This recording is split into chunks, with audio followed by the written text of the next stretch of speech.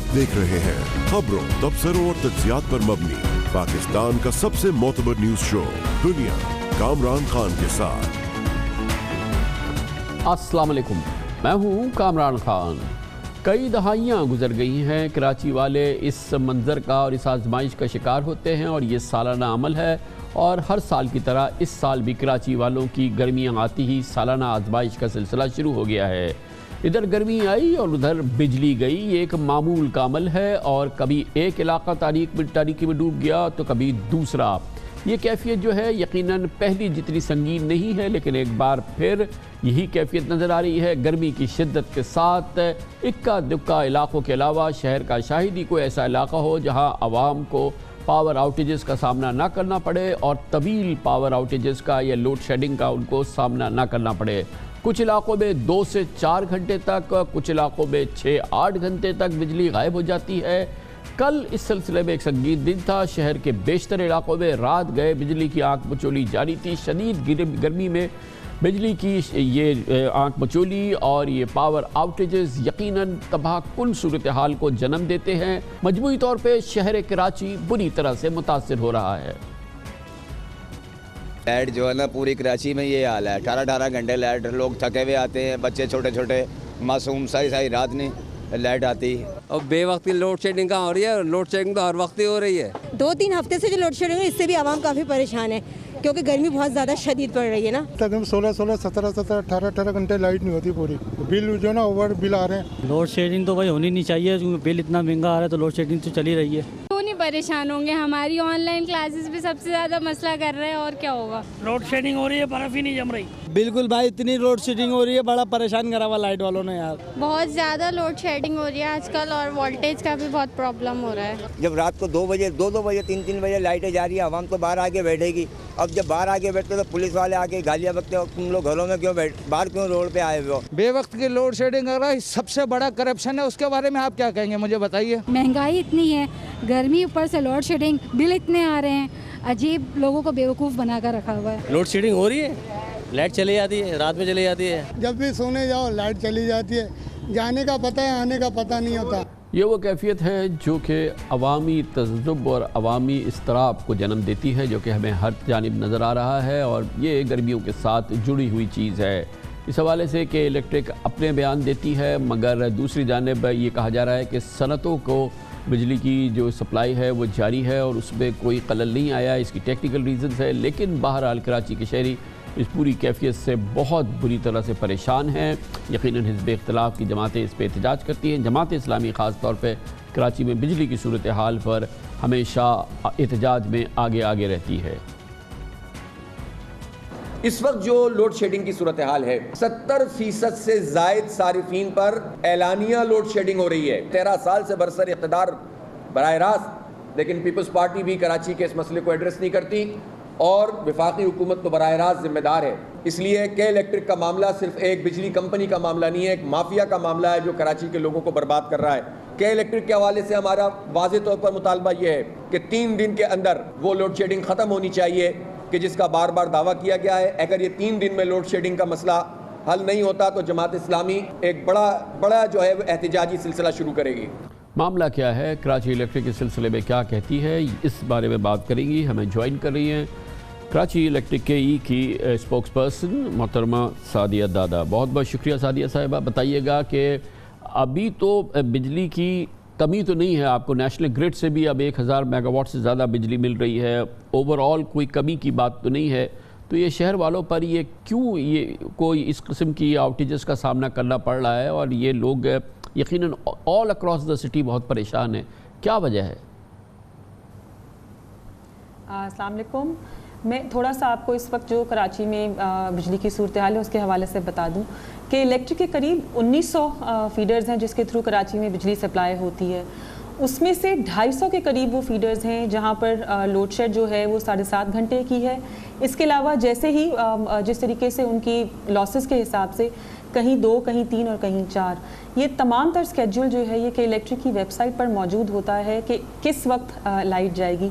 थोड़ा सा मैं आपको ये फरमाइएगा, इसको हम एक आम आदमी की समझ तक पहुंचाएं और आप मुझे बताइएगा कि क्या मैं सही इंटरप्रेट कर रहा हूँ कि ये आपने कहा कि बाद जगह 7.5, बाद जगह 2, बाद जगह 3, اس کا ہم اعلان کرتے ہیں، ہماری ویب سائٹ پہ ہوتا ہے. اور آپ نے یہ کہا کہ کیا آپ یہ کہنا چاہ رہی ہے کہ وہ علاقے ہیں جہاں سے مطلوبہ بل موصول نہیں ہوتا، بجلی زیادہ جاتی ہے اور بجلی چوری کی آپ کے خیال میں شکایت ہوتی ہے، یا وہاں سے مطلوبہ بل نہیں ملتا، اس لیے ان علاقوں میں بجلی کی جو سپلائیز ہے وہ محدود رہتی ہے؟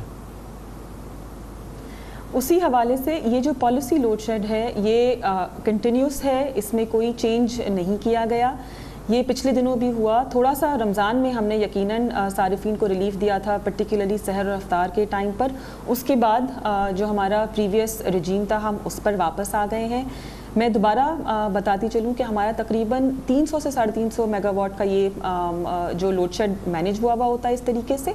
اس کے علاوہ لیکن سعدیہ صاحبہ یہ جو اطلاع ہے یہ صرف وہ نہیں ہے کہ اگر آپ یہ کہہ رہی ہیں کہ یہ صرف جو اناؤنسڈ اور بالکل نوٹیفائڈ علاقے ہیں جہاں پر یہ لوڈ شیڈ ہوتا ہے، مگر شکایتیں یہ ہیں کہ وہ علاقے جو کہ اس کیٹیگری میں نہیں آتے وہ بھی بری طرح سے متاثر ہوئے ہیں، اور شہر کے بہت سارے علاقے ہیں، بہت سارے ایسی جگہیں ہیں جہاں پر وہ اس کیٹیگری میں نہیں آتی جو آپ بیان کر رہی ہیں، لیکن وہ بھی اس سے متاثر ہو رہے ہیں. دیکھیں کامران صاحب، کچھ علاقوں میں جہاں فالٹس یا ٹیکنیکل ایشوز آتے ہیں اس کو بھی عوام جو ہے وہ لوڈ شیڈنگ سے تشبیہ دیتی ہے کہ جی اس کی وجہ سے ہوا ہے.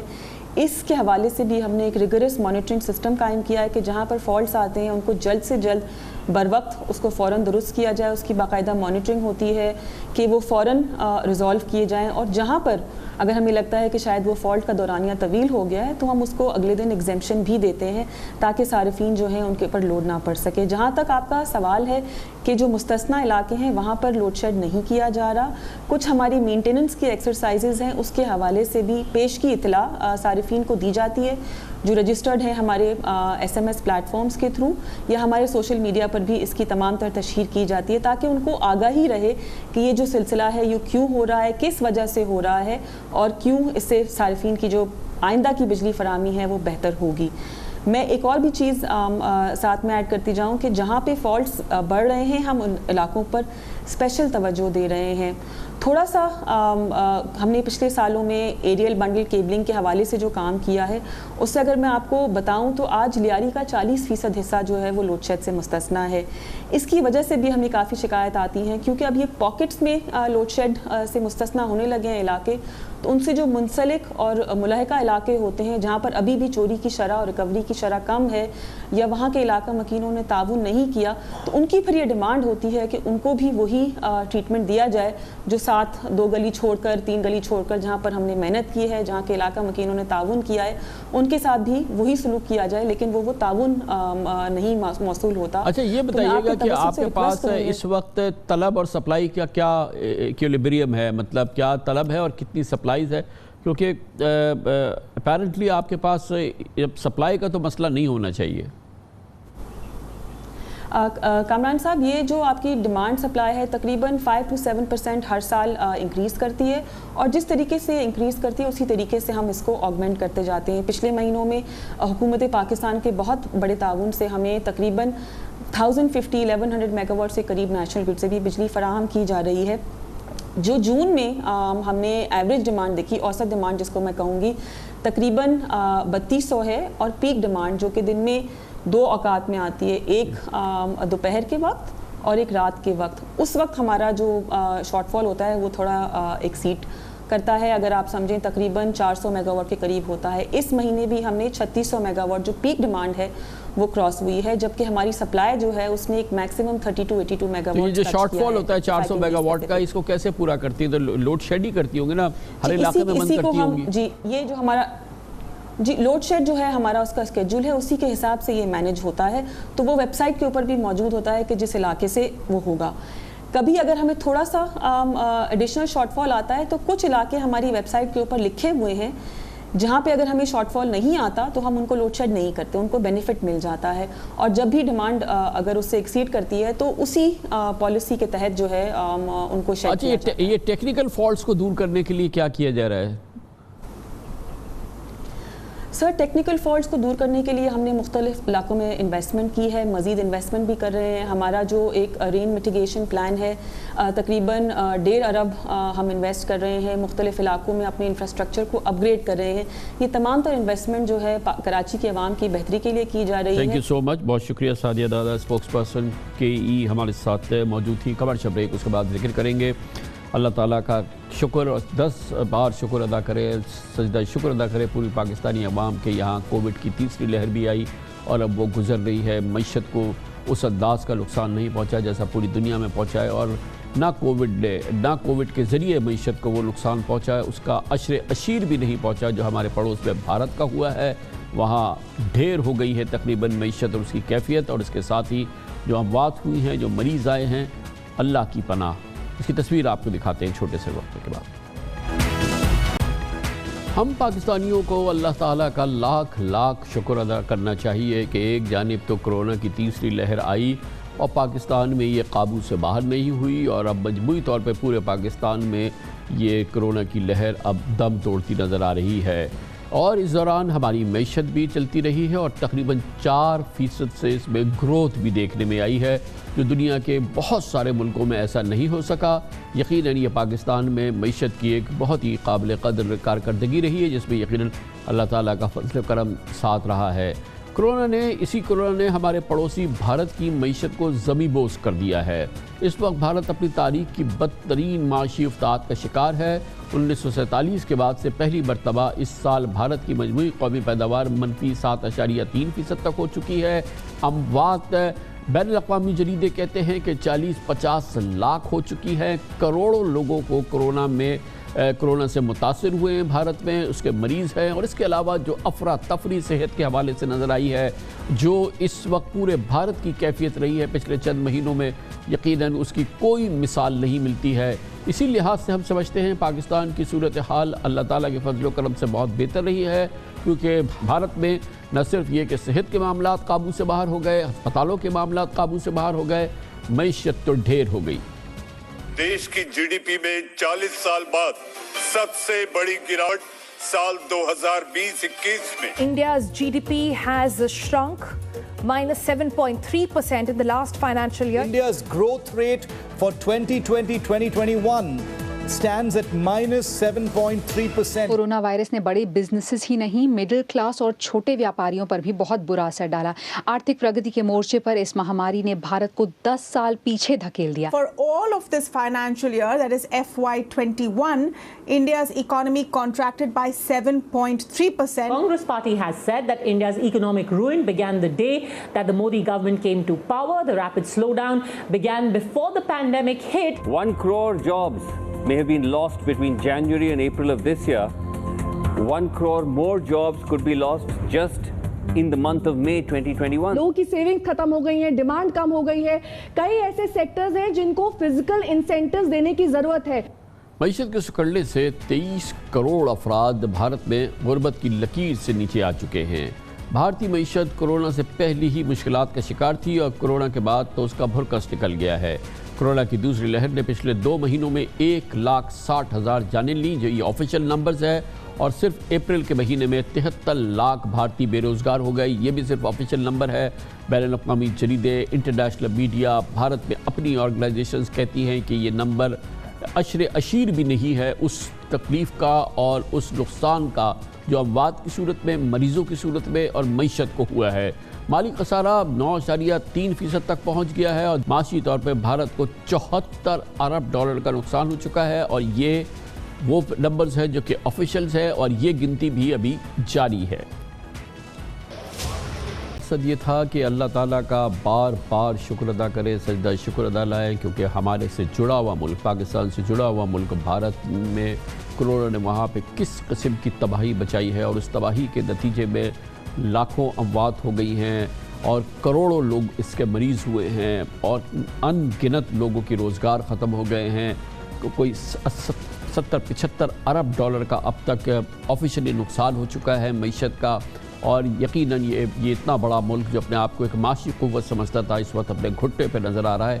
اور یہ کیفیت کرونا نے مچائی ہے, وہاں تباہی مچائی ہے, اس کی جو بھی وجوہات ہوں, لیکن بہرحال پاکستان جو کہ اس پوری صورتحال میں اس وقت جو ہے یقیناً کہیں بہتر ہے. ہماری معاشی ترقی 4% ہوئی اسی ماحول کے دوران, یقیناً جو کہ بالکل اللہ تعالیٰ کا فضل و کرم ہے, اور ہر لحاظ سے کورونا ہمارے ہاں اللہ کے فضل و کرم سے قابو میں رہا.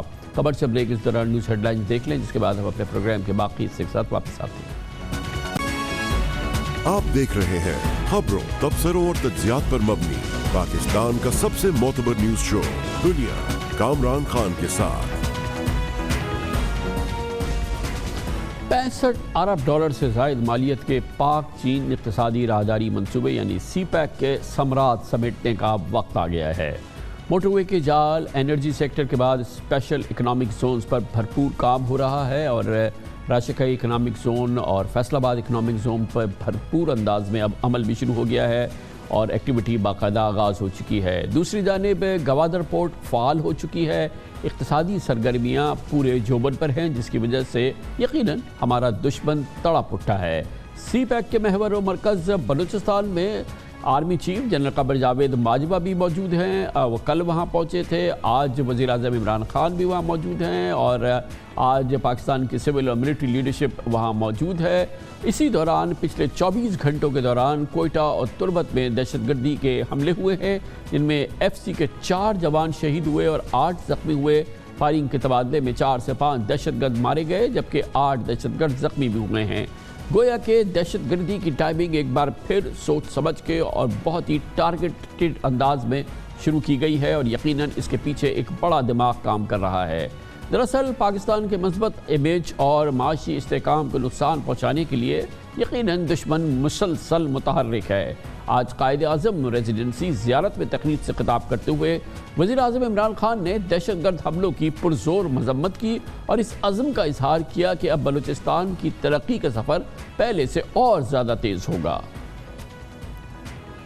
ہمارے ایف سی کے لوگوں نے آج کو شہادتیں دی ہیں. میں ان کے رشتہ داروں کے, ان کے خاندانوں کے لیے دعا کرتا ہوں کہ اللہ ان کو صبر دے. یہ ہماری سیکیورٹی فورسز کے اوپر مسلسل وہ لوگ اس وقت دہشت گردی کر رہے ہیں, جس طرح ہم نے اپنایا یعنی اپنا سمجھا بلوچستان کو, جو پہلے گورنمنٹ سے نہیں سمجھا, تو کم از کم ان کو یہ سوچنا ہے کہ پہلی دفعہ بلوچستان میں اس طرح کا پیسہ خرچ کیا جا رہا ہے جو کبھی پہلے نہیں ہوا. انشاءاللہ آپ کے پاس مسلسل آتا رہوں گا, بلوچستان کا پروگریس دیکھتا رہوں گا. 700 ارب روپے کا ہم نے سب سے بڑا پیکج دیا اب تک بلوچستان کو, اور دوسرا بھی ابھی ایک اور ہم سڑکوں کا پیکج دے رہے ہیں. یہ آپ کو میں یقین دلا دوں گا, جتنی ہمارے پاس ہم کوشش کرتے رہیں گے, جدھر بھی گنجائش نکلے ہم اپنے بلوچستان کے لیے فنڈز دیں.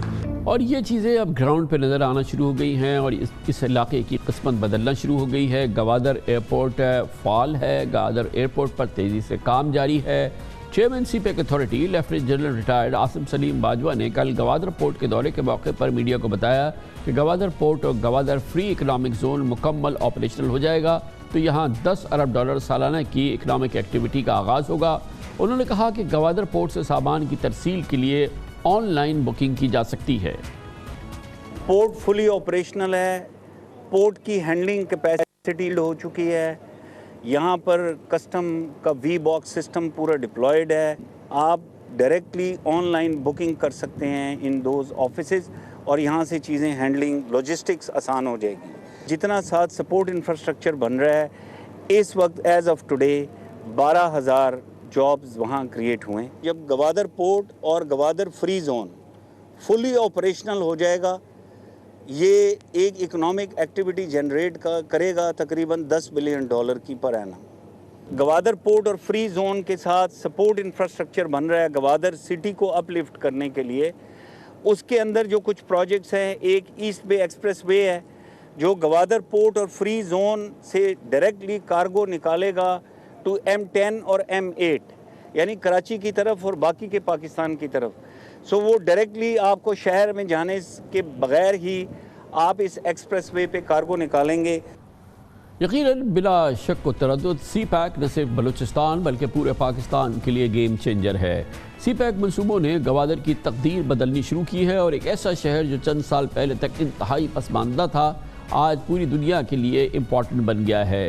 گوادر کے زمینی حقائق سی پیک کی وجہ سے بدل رہے ہیں, اور یہ جو وہاں پہ تبدیلی آ رہی ہے گوادر سے ہمیں دکھائیں گے ہمارے نمائندے خصوصی محمد شہریار جنجوعہ اپنی اس رپورٹ میں.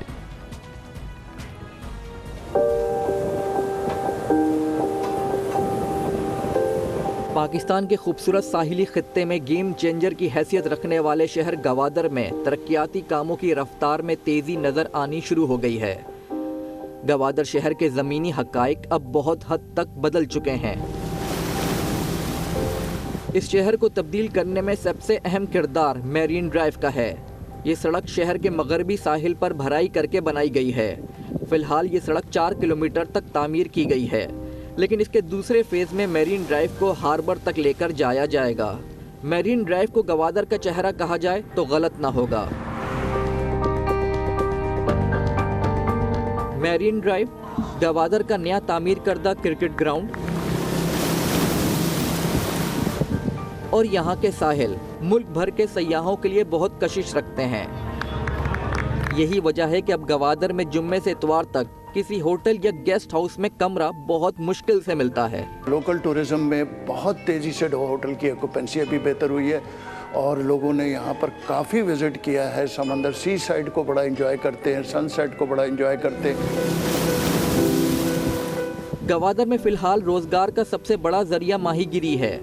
سی پیک منصوبے شروع ہونے سے پہلے یہاں پر چند فش پروسیسنگ یونٹس تھے، لیکن روڈ انفراسٹرکچر بہتر ہونے، بجلی اور پانی کی فراہمی میں بہتری کے باعث اب صرف گوادر شہر میں 12 اور پورے ضلع میں 40 فش پروسیسنگ یونٹس لگ چکے ہیں۔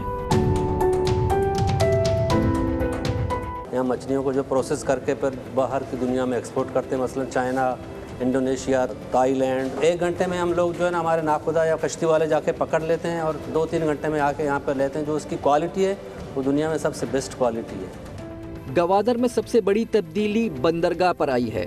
یہاں 5 اسٹار ہوٹل تعمیر کیا گیا ہے اور بزنس سینٹر بھی، جس میں 3 بڑے ہالز پر مشتمل ایکسپو سینٹر بھی ہے۔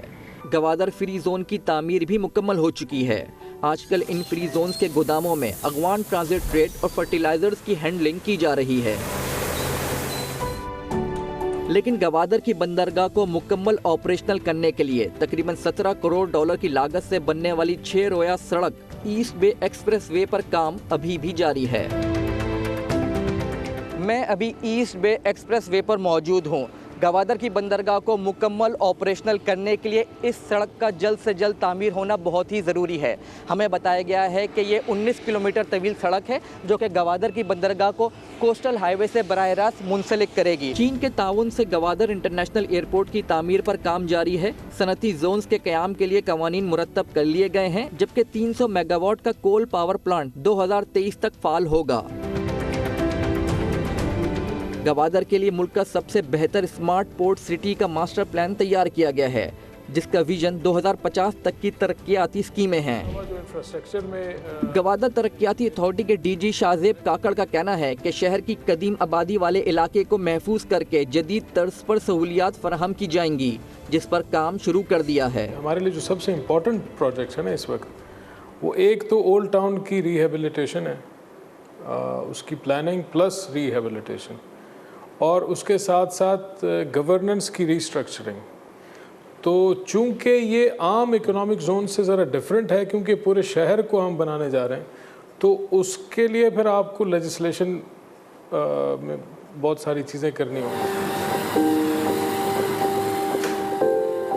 مستقبل کے چیلنجز سے نمٹنے کے لیے گوادر کے نوجوانوں کی تعلیم و تربیت کو خصوصی اہمیت دی جا رہی ہے۔ چین کے تعاون سے یہاں ٹیکنیکل اور ووکیشنل انسٹیٹیوٹ پر کام ہو رہا ہے، جبکہ پاک آرمی اور حکومت بلوچستان کے تعاون سے پہلے ہی auto mechanic, general electrician, carpenter وغیرہ کے ووکیشنل کورسز کرائے جا رہے ہیں۔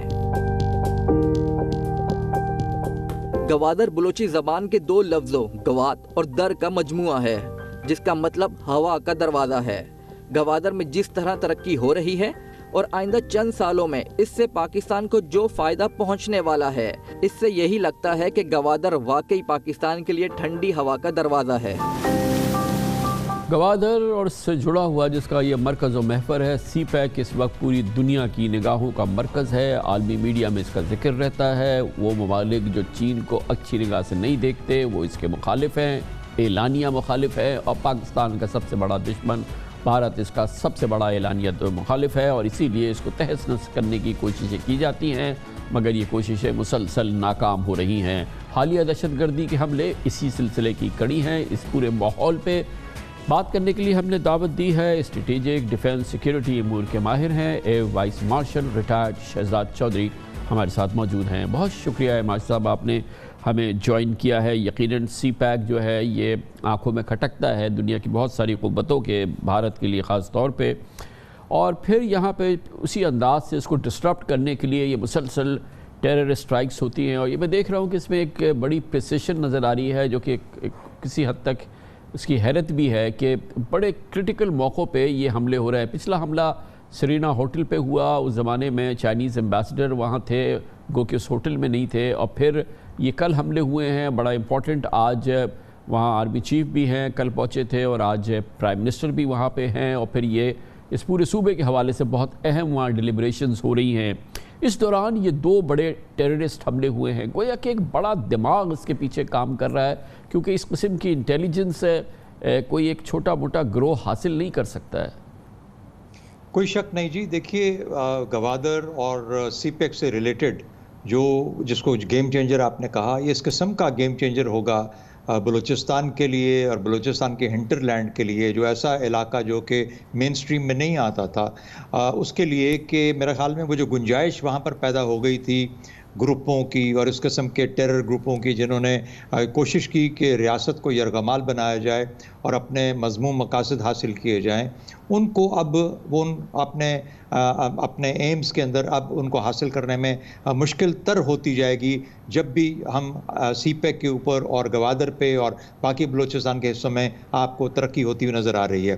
اب سے لے کے میرا خیال میں اس سال کے آخر تک, جب تک ہے ہماری ملک کا ارادہ ہے, ہماری افواج کا ارادہ ہے کہ ایران سمیت افغانستان کا مکمل بارڈر سیل کر دیا جائے, اور اس طرح سیل کر دیا جائے کہ وہاں پر مکمل نظر رکھی جائے کہ وہاں سے جو کچھ گروپ جو ایران میں بیٹھے ہیں اور زیادہ گروپ جو کہ افغانستان کی زمین کو استعمال کرتے ہیں پاکستان کے خلاف, ان کا ناطقہ بند کیا جائے. ساتھ ہی ساتھ پاکستان نے تقریباً 850 پوسٹس اور فورٹس اور یہ چیزیں بنائی ہیں جو کہ ہر وقت مینڈ ہوں گی, جن کا مقصد یہ ہوگا کہ افغانستان کی طرف سے آنے والے ایسے لوگ, ایسے گروپ, ایسے ٹیرر جو گروپس ہیں جن کو کہ باہر بیٹھے لوگ جن کی باغیں ان کے ہاتھ میں ہیں, اور خاص طور پہ مجھے ذکر کرنے دیجئے بھارت کا, جو کہ نہیں چاہتا کہ پاکستان کے ان علاقوں میں ترقی آئے, پاکستان آگے بڑھے, پاکستان کے اندر انتشار ختم ہو جائے اور پاکستان کے لوگ ایک بہتر مستقبل کی امید لے کے اپنی ریاست اور اپنے علاقوں کے ساتھ جڑے رہیں. وہ جو نہیں چاہتا, تو اس کا سب سے بڑا زور اس وقت یہ ہوگا کہ پاکستان کے ان چیزوں کے اندر مشکلات کھڑی کی جائے. آپ نے فرمایا ماشاء صاحب, یقیناً یہ اب ہر پاکستانی اس بات کو سمجھتا ہے, مگر اب ہر پاکستانی اور قوم یہ جاننا چاہتی ہے کہ اس کے تدارک کے لیے کیا کچھ کیا جا رہا ہے, کیونکہ یہ کئی عرصوں سے جاری عمل ہے.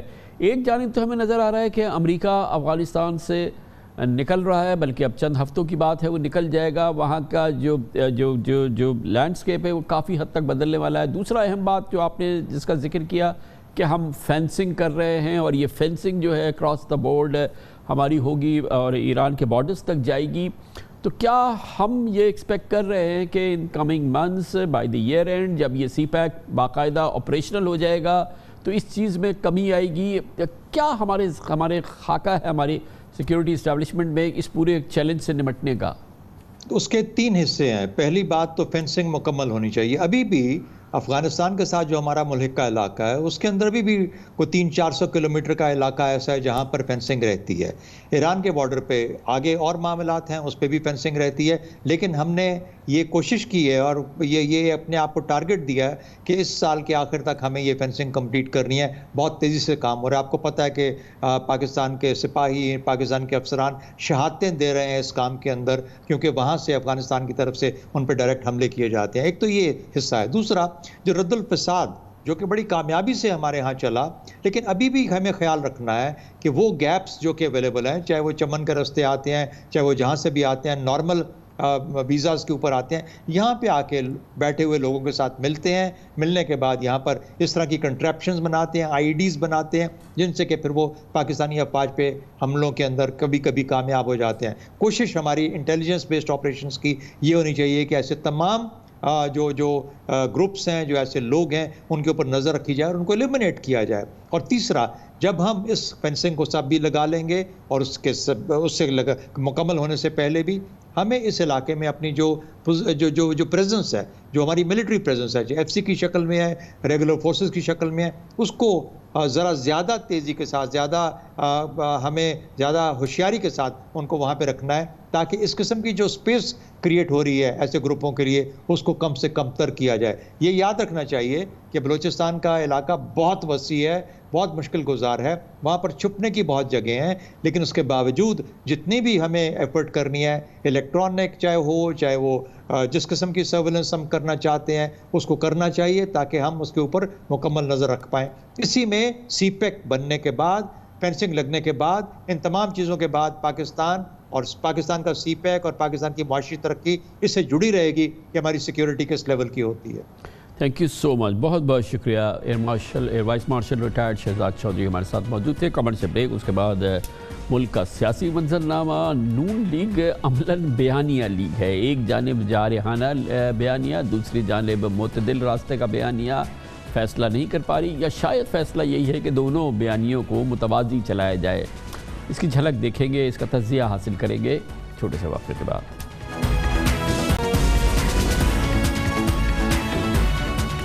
انگریزی لفظ نیریٹو کے اردو ترجمے بیانیہ کا ہماری سیاسی صحافتی زبان میں استعمال مسلسل بڑھ رہا ہے۔ اخبارات کی شہ سرخیاں ہوں، چینلز کے ہیڈ لائنز، تبصرے، تجزیے، ہر جانب بیانیہ کی تکرار نظر آ رہی ہے۔ لیکن اس لفظ کے درست معنی، دراصل مفہوم کیا ہے؟ مسلم لیگ نون کا ایک جانب جارحانہ اور مفاہمانہ لب و لہجے سے سمجھا جا سکتا ہے۔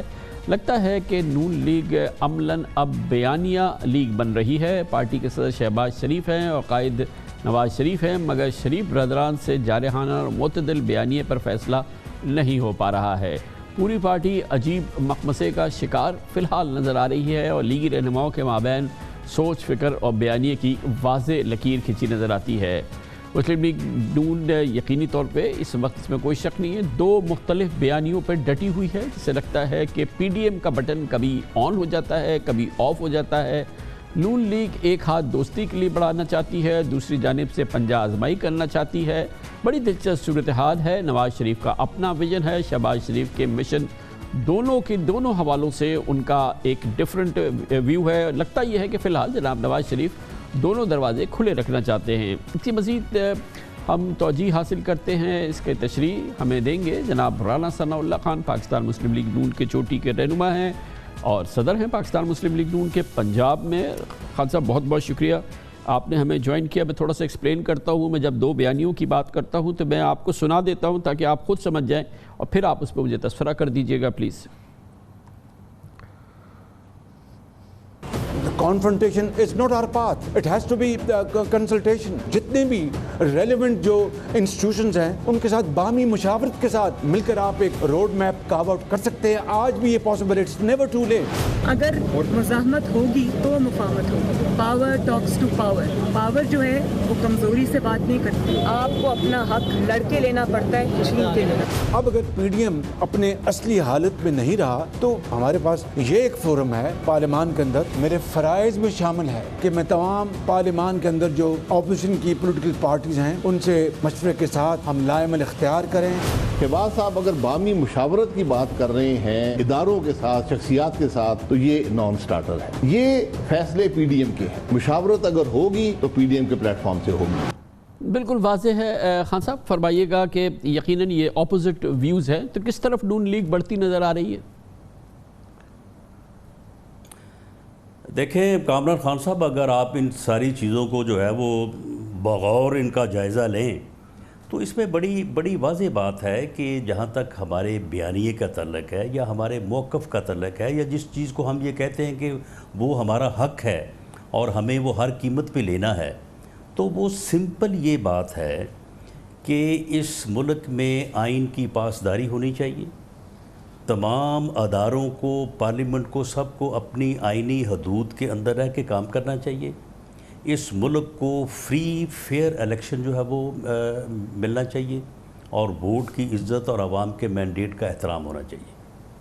اب اس میں مجھے یہ بتائیں کہ اگر اس بات کے کرنے کو کوئی مزاحمت کہے تو 100 بار کہے، ہم اپنے اس مطالبے کو یا اپنے اس بیانیے کو سمجھتے ہیں کہ یہ اس ملک کی بقا کا مسئلہ ہے.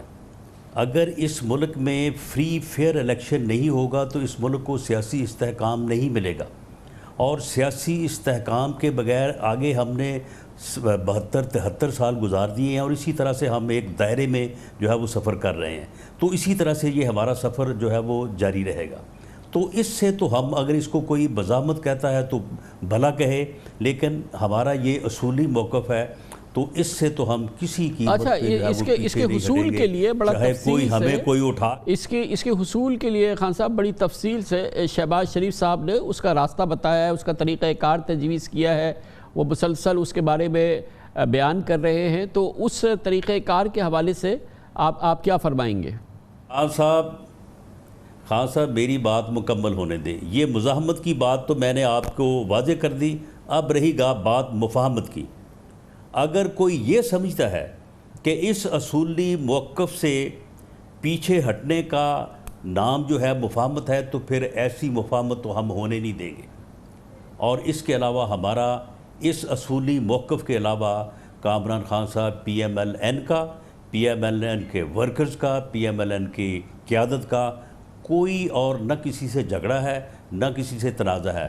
اگر اس ملک کو فری فیئر الیکشن دیا جائے اور آئین کی پاسداری ہو, تو ہم سب ان لوگوں کو, وہ ادارے ہوں, وہ کوئی قوت ہو, ہم ان کے ساتھ اس کے لیے پورے ماحول کے لیے خان صاحب مشاورت, لڑائی جھگڑا نہ ہو, اور اس تکرار کی بیانیے کو وقت دیا جائے, کیونکہ پچھلے 9 مہینے میں آپ نے کوشش کی پی ڈی ایم کے فورم سے, پی ڈی ایم ہی فارغ ہو گئی. تو اب اس کی جگہ اگر یہ جو شہباز شریف صاحب اس کے باقاعدہ مندرجات بتا رہے ہیں, اس میں کیا کوئی مذائقہ ہے؟ نہیں, میں نے خان صاحب آپ کے سامنے یہ بات واضح کر دی کہ یہ 3 لفظوں میں آئین کی پاسداری, فری فیئر الیکشن, سویلین بالادستی, اس کے علاوہ ہمارا اور کوئی بیانیہ نہیں ہے, ہمارا کسی سے اور کوئی جھگڑا نہیں ہے. اگر اس راستے پہ جو ہے وہ ملک آگے بڑھتا ہے تو ہم سب کے ساتھ جو ہے وہ تعاون کرنے کو تیار ہیں, سب کے ساتھ مفاہمت کرنے کو تیار ہیں. لیکن اگر کوئی یہ سمجھے کہ ان چیزوں سے پیچھے ہٹنے کا نام مفاہمت ہے, تو ایسی مفاہمت ہم نہیں ہونے دیں گے. نہ یہ مفاہمت جو ہے یہ ہمارا جو ہے وہ آپ کے علم میں ہے نا خان صاحب کہ یہ پچھلے کئی دنوں سے جب سے شہباز شریف صاحب نے ہمیں انٹرویو دیا, یہ بات مسلسل تکرار سے صبح شام رات دن ہو رہی ہے کہ یہ بیانیہ یا وہ بیانیہ, یہ اپروچ یا وہ اپروچ ہے. آخر اس کو کلیئر کیوں نہیں کر دیتے نواز شریف صاحب, اس معاملے میں ایک 2 ٹوک رائے کا اظہار کر دیں؟ نہیں, میاں نواز شریف صاحب نے اس کو ایک سے زیادہ مرتبہ جو ہے وہ کلیئر کیا ہے کہ ہماری اس کے علاوہ کوئی اور جدوجہد نہیں ہے کہ اس ملک میں فری اور فیئر الیکشن ہو, آئین کی پاسداری ہو, سویلین بالادستی ہو. اور اس کو اگر یہ بات کرنے کو, اس کے اوپر جمہوری انداز میں ایک سیاسی جماعت کے موقف اختیار کرنے کو اگر مزاحمت کہا جاتا ہے, تو پھر یہ کہنے والوں کی مرضی ہے. ہمارا تو یہ اصولی موقف ہے. اور اگر آپ سمجھتے ہیں کہ میاں شہباز شریف صاحب جو مفاہمت کی بات کرتے ہیں ان چیزوں کے اوپر کمپرومائز کرنے کی بات ہے, تو یہ بالکل غلط ہے. ایسی مفاہمت جو ہے وہ بالکل نہیں ہو سکتی, اور اس کے اوپر ہم کیٹیگوریکلی جو ہے وہ پوری طرح سے واضح ہیں. باقی رہی بات یہ کہ اگر اس ملک کو فری الیکشن نہیں دیا جاتا, اس ملک میں آئین کی پاسداری نہیں کی جاتی, تو خان صاحب ہمارا یہ موقف یا ہمارا یہ یقین ہے کہ یہ ملک اس کے حصول کے لیے خان صاحب سال سے تو گول دائرے میں سفر کر رہا ہے. شاید یہ اس کے حصول کے لیے شہباز شریف صاحب کہتے ہیں ان تمام اہداف کے لیے ان کے حصول کے لیے فورم پارلیمنٹ ہے, وہاں بیٹھ کے ہمیں ان چیزوں کے حصول کے لیے ہمیں آگے بڑھنا ہے. دیکھیں بالکل پارلیمنٹ ہے, کیوں نہیں ہے, ہم پارلیمنٹ کے ذریعے سے بھی آگے بڑھیں گے. ہم جو ہے وہ عوامی رابطے کے ذریعے سے بھی آگے بڑھیں گے. ہم نے کیا کوئی جو ہے وہ خونی انقلاب لانے کا جو ہے وہ راستہ اپنایا ہوا ہے؟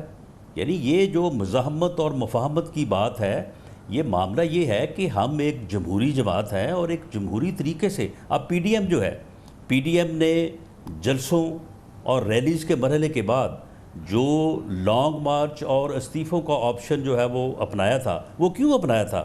اس لیے کہ ہمارا پہلے دن سے موقف یہ ہے کہ 2018 کا الیکشن جو ہے وہ رگ الیکشن تھا. اس الیکشن میں جو ہے وہ ووٹ کو عزت نہیں دی گئی، عوام کے مینڈیٹ کا احترام نہیں کیا گیا. اگر فری اور فیئر الیکشن ہو جائے تو بھلے جو ہے وہ موجودہ حکومت جیت جائے یا کوئی اور جیت جائے، ہم بالکل اس کے ساتھ تعاون کریں گے اور اس کے ساتھ جو ہے وہ ملک کی ترقی کے لیے جو ہے وہ ہم اپنا رول جو ہے وہ ادا کریں گے. بڑی نوازش. بہت بہت شکریہ رانا ثناء اللہ خان صاحب ہمارے ساتھ موجود تھے. کمرشل بریک، اس کے بعد ذکر کریں گے معاشی اعداد و شمار، نمبرز ہر لحاظ سے معاشی ترقی، زبردست ایکٹیویٹی ہر لحاظ سے نظر آ رہی ہے، مگر عام آدمی کی دسترس کے لیے، عام آدمی کی سب سے بڑی ضرورت کے کھانے پینے کی اشیاء کی قیمتوں میں کمی آئے، وہاں پہ مہنگائی کم ہو. وہ کیوں نہیں ہو رہی، کب ہوگی، یہ ہمیں بتائیں گے. حکومت سے منسلک ہیں نامور ماہر معاشیات ڈاکٹر سلمان شاہ ایک چھوٹے سے وقفے کے بعد.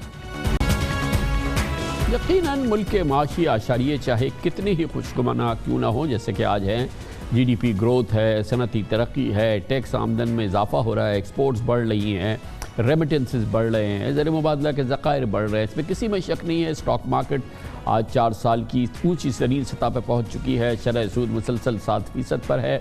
یہ سب کچھ ہے، لیکن ایک عام پاکستانی جو ایک عام پاکستانی ہے، اس کا ان اعداد و شمار سے اور اس معاشی اس ترقی سے اس وقت تک کا کوئی لینا دینا نہیں ہوتا جب تک کہ اس کی روزمرہ اشیاء کی قیمتیں، اس کے کھانے پینے کی اشیاء کی قیمتیں قابو میں نہ آئیں یا وہ سستی نہ ہوں. آٹا، چینی، سبزیاں، گھی، کوکنگ آئل اور ہر وہ چیز جو کہ اس کے کھانے پینے کے لیے روزانہ کے لیے استعمال میں ہوتا ہے، اس کی قیمتوں پہ اس کی نگاہ ہوتی ہے. اگر یہ قیمتیں بڑھ رہی ہو اور بڑھتی چلی جا رہی ہو تو یقیناً اس کے لیے یہ سب سے بڑی پریشانی ہے. بیف، مٹن، چکن، پھل فروٹ تو جیسے عام آدمی کی عام گھرانوں میں اس وقت یقیناً اس کی خرید کی قوت جو ہے وہ انتہائی کم ہو چکی ہے، کیونکہ یہ اشیاء انتہائی مہنگی ہیں. وفاقی ادارے شماریات کے مطابق مئی 2020 سے مئی 2021 تک ملک میں مہنگائی کی شرح اوسطاً 10.87% ریکارڈ کی گئی، جس میں غذائی اجناس کا بہت بڑا حصہ ہے. جو ادارہ شماریات ہے، یہ سرکاری ادارہ پورے ملک میں چیزوں کی قیمتوں پہ نگاہ رکھتا ہے اور اس کے اعداد و شمار سرکاری ہوتے ہیں. پچھلے 1 سال کے دوران کھانے پینے کی بنیادی اشیاء کی قیمتوں میں ہوش ربا اضافہ ریکارڈ کیا گیا. گزشتہ 365 دنوں کے دوران ملک کے شہری علاقوں میں مہنگائی بڑھنے کی شرح 10.87%، جبکہ دیہی علاقوں میں 10.91% رہی. ہر گھر کی بنیادی ضرورت دودھ بھی غریب کی پہنچ سے دور ہو گیا. مئی 2020 سے مئی 2021 تک دودھ اور دہی کی قیمت 15.41% تک بڑھ چکی ہے. 6 ماہ پہلے تک ملک شاپس پر کھلا دودھ 90 سے 100 روپے لیٹر میں دستیاب تھا، جو اب 130 روپے لیٹر تک فروخت ہو رہا ہے. گوشت کھانا متوسط طبقے کے لیے بھی خواب جیسا ہو گیا ہے. سال بھر پہلے 580 روپے ملنے والا بیف 14% اضافے سے 660 روپے میں دستیاب ہے، جبکہ رمضان کے دوران 800 روپے کلو تک بھی گوشت فروخت ہوا. مٹن 1 سال پہلے تک 950 سے 1000 روپے کلو میں دستیاب تھا، جو اب 1200 روپے کلو فروخت کیا جا رہا ہے. زندہ مرغی اور چکن کی قیمتوں نے 1 سال کے دوران 60% ترقی کی. 300 روپے کلو تک بکنے والا مرغی کا گوشت اب 450 روپے کلو میں بمشکل دستیاب ہے، جبکہ انڈے بھی 55% مہنگے ہو کر کم از کم 148 روپے سے 165 روپے درجن تک فروخت ہو رہے ہیں. آٹا پچھلے سال 55 روپے کلو تک فروخت ہوتا تھا، جو اب 28% اضافے سے کم از کم 70 روپے کلو تک دستیاب ہے. چائے ہو یا شربت یا پھر مٹھائی، چینی کی چاشنی بھی عوام کو 21.62% مہنگی پڑ رہی ہے. 1 سال پہلے تک چینی 85 روپے کلو ملتی تھی، اب 105 روپے کلو میں دستیاب ہے. ادارہ شماریات کے مطابق 1 سال کے دوران مختلف معیار کے چاول کی قیمتوں میں تقریباً 12% اضافہ ہوا ہے. گھی 22%، کوکنگ آئل 20% مہنگا ہوا. مسالہ جات 26% اور مشروبات کی قیمتوں میں تقریباً 15% اضافہ دیکھنے میں آیا. سالانہ بنیادوں پر سبزیاں 12.53% اور پھل کم از کم 7% مہنگے ہوئے. البتہ دال مونگ 17%، دال مسور 7% اور بیسن 2% سستا ہوا. آخر غریب کب تک دالیں اور پکوڑے کھا کر گزارا کرے؟ ملک میں مہنگائی اور کھانے پینے کی اشیاء کی قیمتوں کا یہی صورتحال ہے اور یہی وجہ ہے کہ شہری بہت زیادہ پریشان ہے. ہم نے کراچی کے بازاروں میں گھومے اور شہریوں سے ان کی رائے معلوم کی. چینی کا آسمانوں سے باتیں کریے، چاول آسمانوں سے، عام آدمی کی وسعت سے باہر چلا گیا یہ سسٹم سارا. بہت مہنگائی ہے اور خود ساختہ کی ہوئی ہے سب نے مل کے.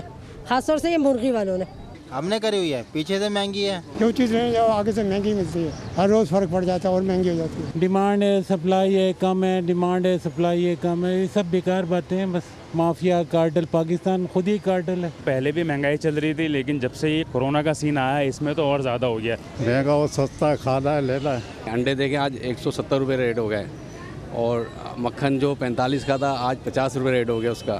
ڈبل روٹی پہ 60 کی ہو گئی ہے. خالی چکن کی نہیں ہوئی, آپ دیکھو کہ ہر چیز مہنگی ہو گئی ہے, گیس, بجلی, پانی, اور کیا کچھ نہیں ہوا ہے. بس لاک ڈاؤن لگا دیے, جیو یا مرو, پوچھنے والا کوئی نہیں ہے. مصنوعی مہنگائی زیادہ ہے, گورنمنٹ کی طرف سے مہنگائی ہے لیکن اتنی زیادہ نہیں, لیکن کنٹرول نہیں ہے. یہ بھی امپورٹنٹ بات ہے کہ کم از کم وزیر اعظم عمران خان ان کی حکومت یہ نہیں کہتی, جیسے کہ ایک عام تاثر ہے, سیاستدان حکومتیں کہہ سکتی ہیں کہ یہ ایسی کوئی بات نہیں ہے, مہنگائی قابو میں ہے, مہنگائی بڑی نہیں ہے.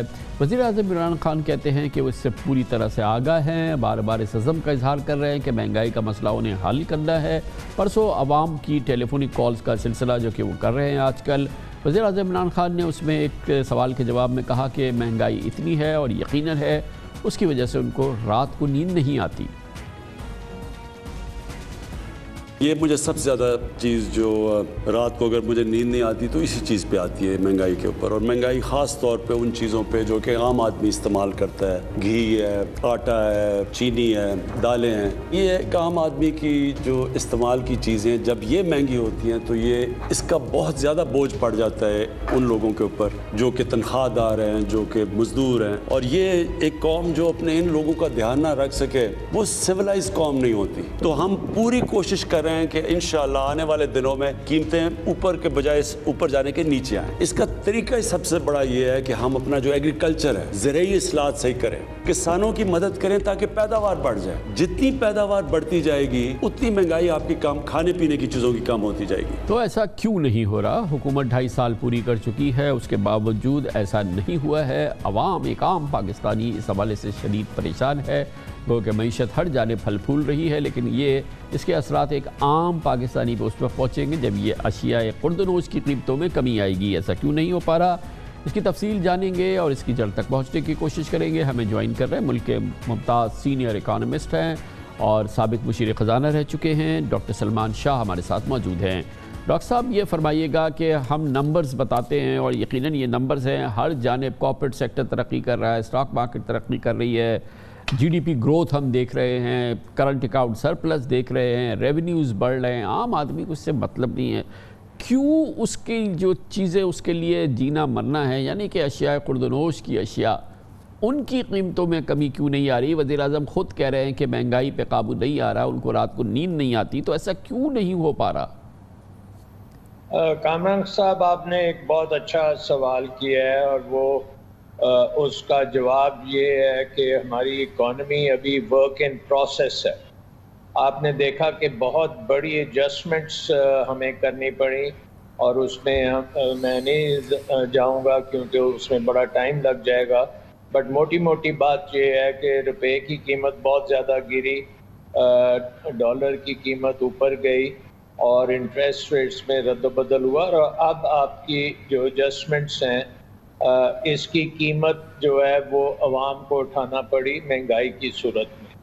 لیکن اب ہم دیکھ رہے ہیں کہ اسٹیبلائزیشن ہو رہی ہے اور آہستہ آہستہ گروتھ کی طرف جا رہی ہے. تو اب ہم اس کے اوپر کر سکتے ہیں کہ اس میں ونرز اور لوزرز کون تھے.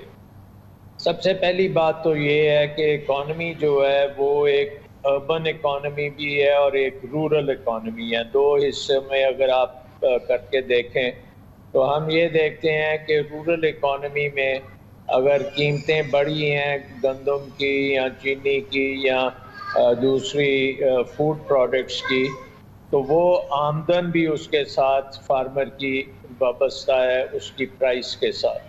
سو 60% آبادی آپ کی جو رورل ایریاز میں ہے ان کے لیے یہ ایشو تھا کہ ان کو ان کی مال کی قیمت اور معاوضہ نہیں مل رہا تھا.